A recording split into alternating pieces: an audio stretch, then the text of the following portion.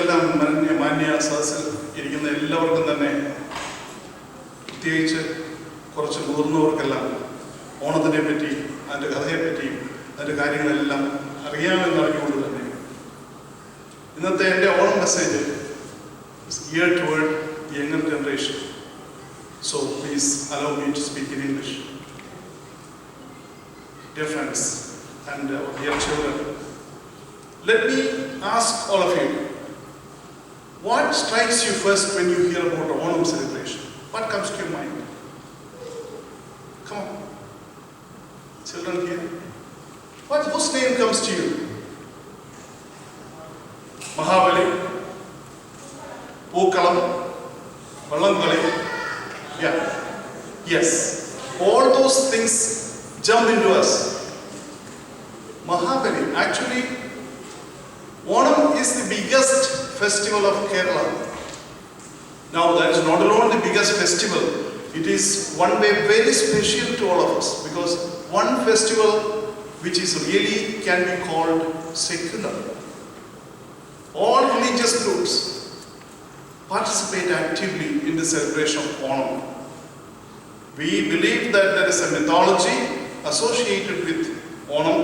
That is why we all know the story of Mahabali and Vamana.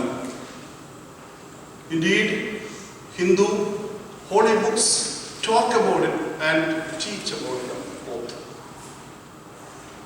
I am not going to explain or describe the story as such because we hear this every year. My purpose is here to deliver a few messages like things we can learn from this story of Mahabali. So in order to do that, let me talk one sentence about Mahabali. Mahabali was indeed an Asura king who always had conflicts with Devas. But of course, a very mighty warrior. So he started to fight and expand his kingdom. Now we know as Malayalis, we love Mahabali. You just saw Mahabali arriving to wish all of us good luck, and he was very happy to see everybody healthy and happy and prosperous. Now, how did Mahabali, a mighty Asura king, become so beloved to his people? That is the thought I want to throw first to you. Now, that part of the story I want to highlight. Mahabali was ruling and he was expanding his kingdom. He was not just the king of Kerala. Why he started conquering his neighbors?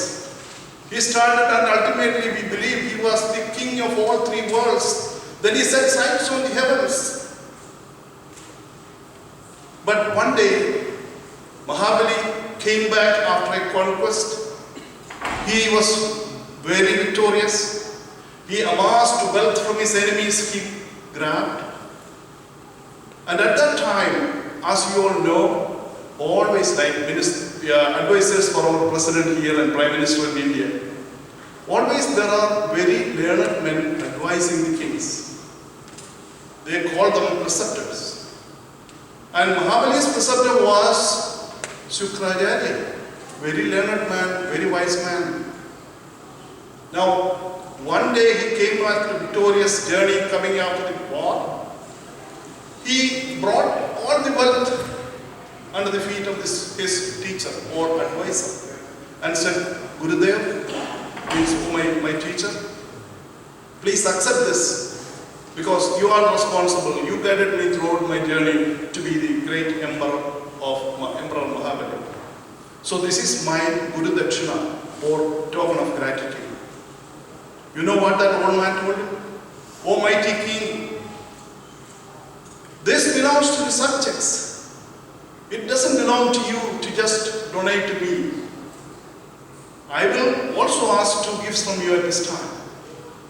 He said, I would like you to establish a kingdom of righteousness. I would like a kingdom where there is no poverty, no illness. People are happy, prosperous and peaceful always. That was the request made by the teacher or advisor to the king. King Mahabali thought about it. He said, what else I can do? And the teacher said, you must start an yajna. Yajnam is a special ritual, religious prayer conducted. So he invited all the neighboring kingdoms, all subjects and ministers under his leadership. It is said that it was conducted on the shore of Narmada river, which is in Gujarat, in central India. So he had called everybody and said and ordered, proclaimed that from today on, there is no one who will lie in my kingdom. There is nobody who is going to be poor. And he took a vow of charity, giving. Anyone coming to me will not be denied the request. They will get what they want in my kingdom. People started getting wealth. He divided the wealth among the subjects. He went to the nook and corner of each village in his kingdom to sense the welfare of his subjects. People started to be happy. They became prosperous. They loved King Mahabali. That's how he established the kingdom. Now from this part of the story, the rest of the story you all know. The gods in the heavens started thinking about it. His position is growing. He started to set sights on the heavens.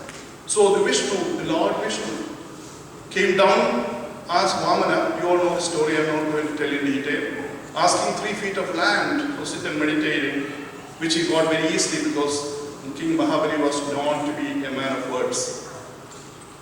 So he got 3rd foot, he couldn't get anywhere, so he just placed the foot, and Mahabali knelt and he was pushed down to the underworld, which is called Padalam. And that's from where Mahabali came. So 2 things I want to say as message from this story. 1, you see Mahabali as a very mighty king. He got almost everything he wanted in his life. Then he started to desire the undeserving.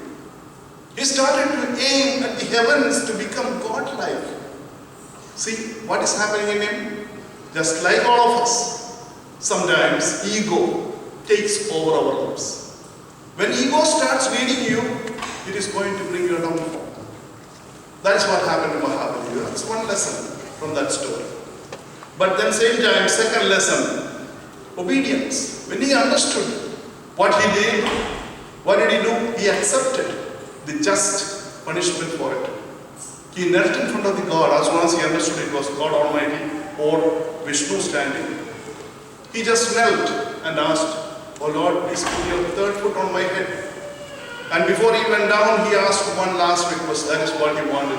Come down every year. Permit me to come and see my subjects in Kerala, Malayalam Nadu, and then wanted to see them happy. That's why we celebrate all. Now the other side. So these are 2 points from that part of the story of Mahabali. Second part is the celebration of Onam in Kerala. As you all know, it is a 10-day celebration starting in the temple in Trikakara on Attam Nal. That's a huge celebration with floats, and actually that temple is dedicated to Vamana. So Onam is connected there.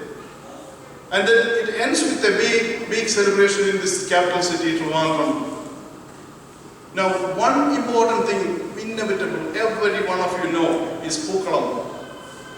Any part of Kerala you go in, especially in rural areas, each house will have a Pookalam in front of their home. Beautiful decoration, beautiful.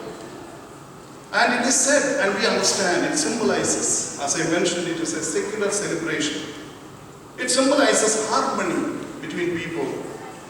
We know that the ladies and young children from the houses go, collect fresh flower petals, different flowers, different colors, and what a creation they with designs. All those, every day they start putting more layers and layers. Of course, it has a religious part also. Hindu families will bring the deities of Mahabali or Vamana in the center and then put in a mount, and it goes for the 10 days. So Pookalam has a connection with harmonious living.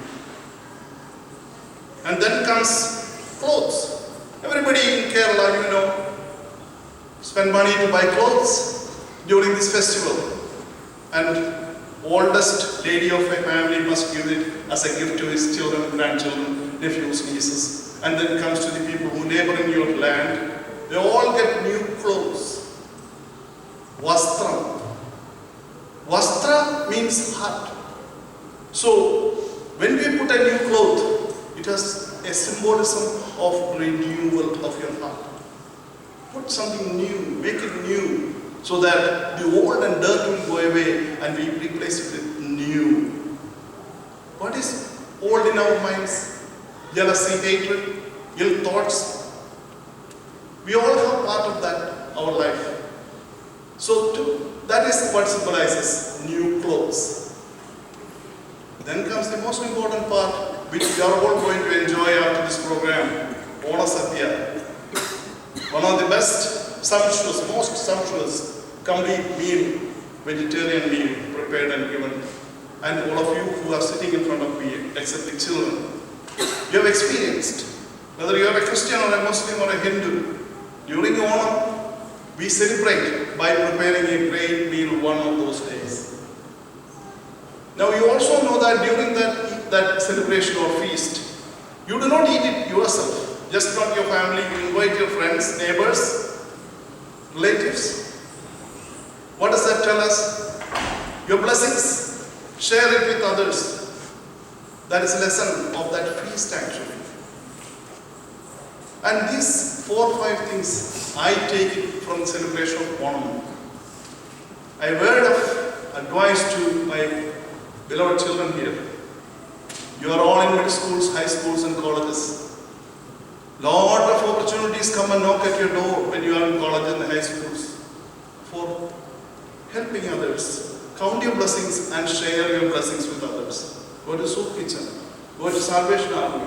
Help and the needy in your community where you live. Uplift the needy. The need of your society must be considered. Very important to learn from Onam celebration. Mahabali comes every year because he was obedient to God. And he also was a benevolent king because he shared his wealth. He took a vow of charity, giving. That's a great lesson we learn from Onam celebration. Now I would like to conclude with one sentence which I always keep in my mind. It helps me. There is a saying, the excellence of life is not in becoming better than others. The excellence of life is not getting better than others. It is in getting better than your former self. With that thought, I wish you all happy Onam. Sit back, relax, enjoy the night. Thank you very much.